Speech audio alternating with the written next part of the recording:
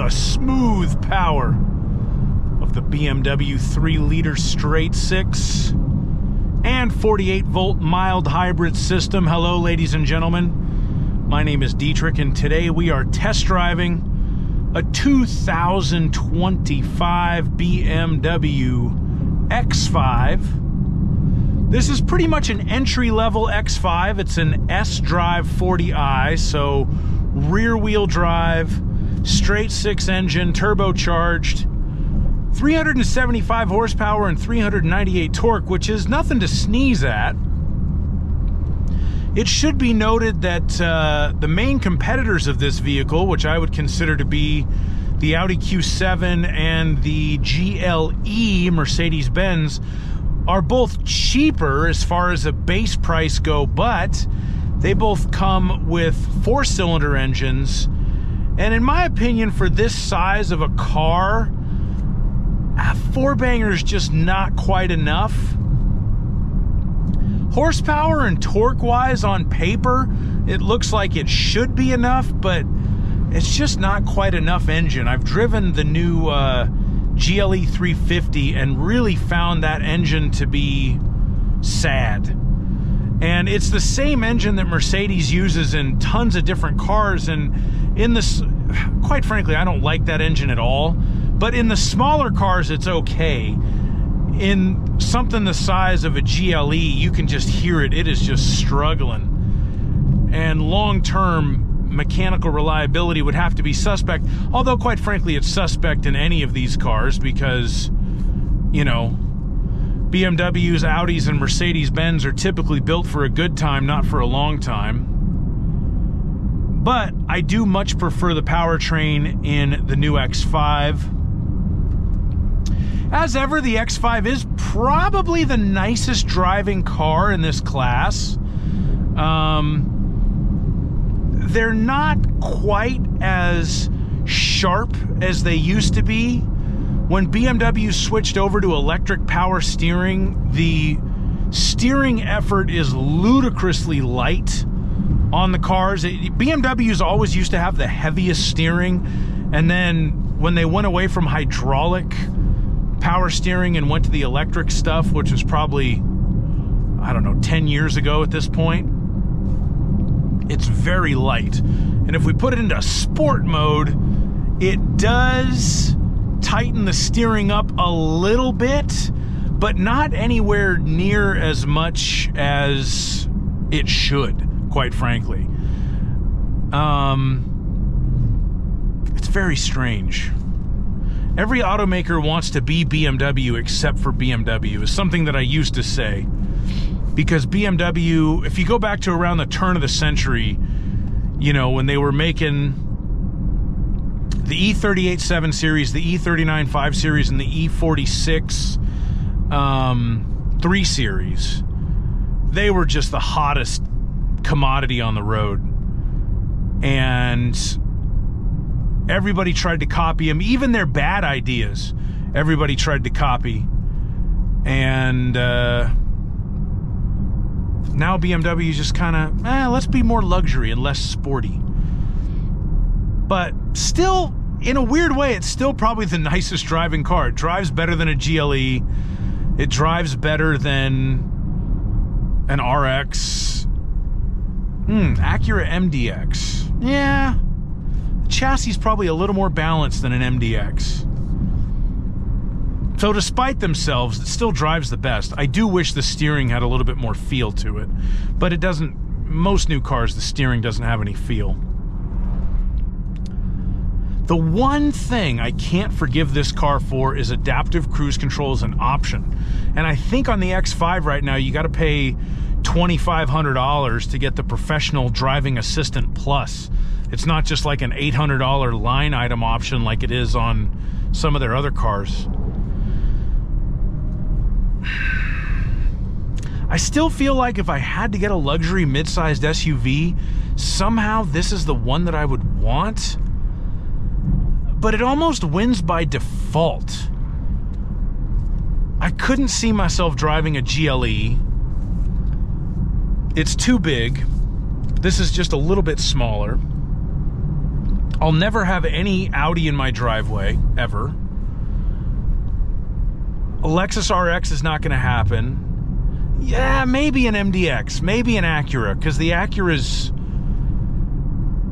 a lot cheaper than this car is. I guess it would depend on the lease. What's my note? Let's see. If I take it out of sport and put it into comfort, the steering's lighter.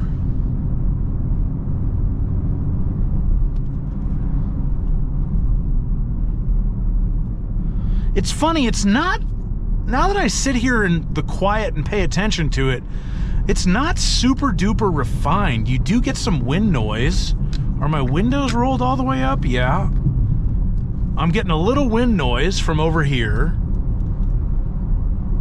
Definitely getting some road noise. This one's got the 21-inch wheels on it and the kind of summer performance tires.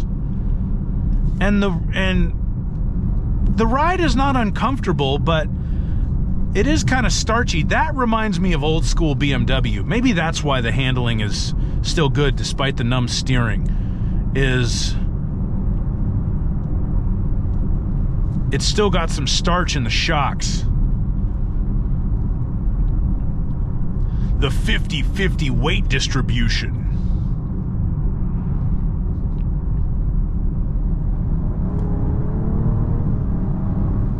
I do like the engine.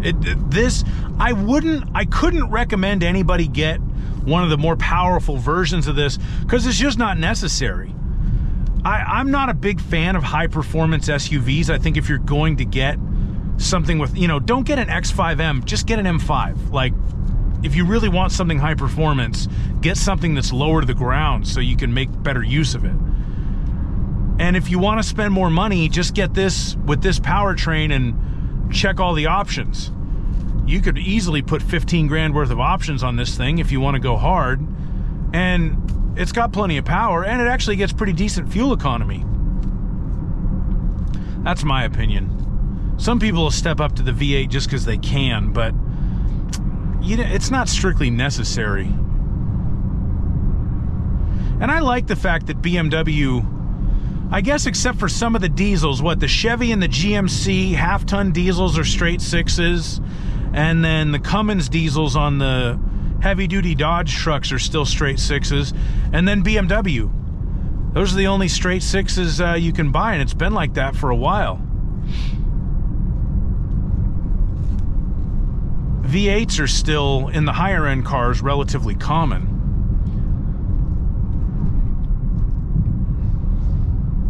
I don't know. I don't think this car looks... I don't love the new headlights on it. I think that they look okay on this car. I don't think they're an improvement over what there was before, but the new 5 Series was the first Beamer with that kind of look on the front end, and I really don't like it on the new 5. I think it makes them all look like service loaners, whether or not they actually are. That just looks kind of cheap to me. But other than that, it's a nice looking car.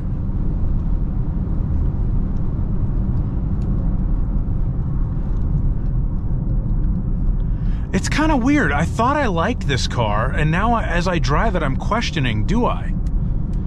It's good. I'll say it's good, but it's not great. The standard features, for the most part, are pretty good.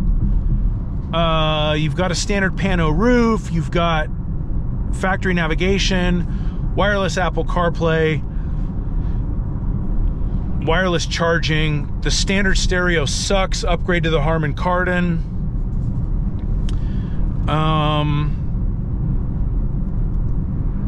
I really wish it had adaptive cruise. I'll say that again. But it should have good standard features because it is more expensive than its competitors, but it has a better standard engine, and that's where a lot of the money went. There went, I think that was a new 3 Series with the new headlights.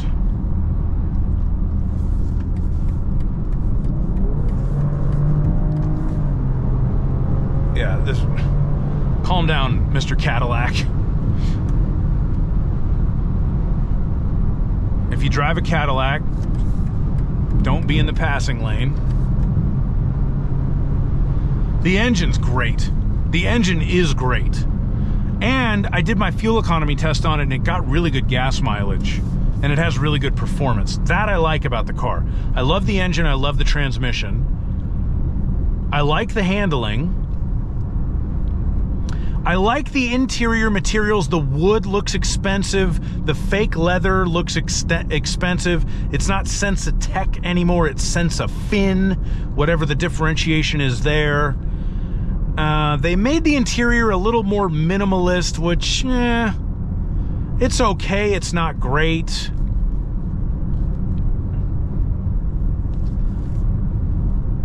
You know, I gotta be honest, I review cars like this because this is what people buy. These are the videos people watch. This just isn't my kind of car. I'd much rather get, honestly, if I was gonna get a BMW right now, it would probably be either an i4 or an i5, because I find those cars to be pretty interesting. Or I would just get a regular 5 Series. Or maybe a 3 Series if it had a really good deal. Something, a sedan. I prefer sedans, but I am in the minority there. I know that everybody loves sport utility vehicles with the additional capabilities and flexibilities and command driving position. So hey, get an X5. It's a sport utility vehicle. And I did do a full review on it. I'll put a link to that in the description. And that's pretty much all I have to say about it. So I'm going to go back to listening to KMFDM. And always drive safely. Please like my video and subscribe to my channel. And have a wonderful day. Bye-bye.